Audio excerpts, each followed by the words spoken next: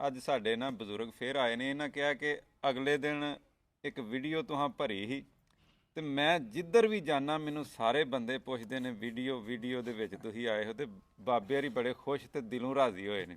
ਅੱਜ ਫੇਰ ਆ ਗਏ ਨੇ। ਉਹਨਾਂ ਕਿਹਾ ਅੱਜ ਫੇਰ ਯਾਰ ਵੀਡੀਓ ਭਰੀਏ। ਵੀਡੀਓ ਭਰਨ ਦਾ ਮਤਲਬ ਇਹ ਵੀ ਕਿ ਰਿਕਾਰਡ ਕਰੀਏ। ਤੇ ਕੀ ਅੱਜ ਕੀ ਸੁਣਾਣਾ ਜੇ? ਜੋ ਕੁਛ ਆਂਦੇ ਉਹ ਸੁਣਾ। ਹੂੰ ਜੋ ਕੁਛ ਆਂਦੇ ਉਹ ਕੋ ਅੱਲਾ ਰਸੂਲ ਦੀ ਗੱਲ ਸੁਣਾ ਦਿੰਦੇ ਆ। ਅੱਛਾ, ਕਿੰਨੇ ਕਿਹੜਾ ਕਿੱਸਾ ਕਿਹੜਾ ਹੁੰਦਾ ਜੀ? ਕਿੱਥੇ ਤੇ ਬਥੇਰੇ ਆਉਂਦੇ ਨੇ, ਹੁਣ ਯਾਦ ਹੀ ਕੋਨੇ।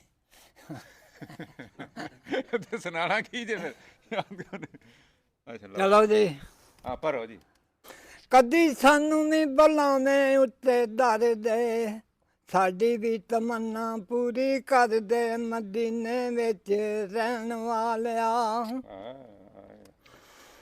ਡਰ ਦੋਜ਼ਖ ਦਾ ਬਦਕਾਰਾਂ ਨੂੰ, ਚਾਹ ਜੰਨਤ ਦਾ ਨੇਕੋਕਾਰਾਂ ਨੂੰ।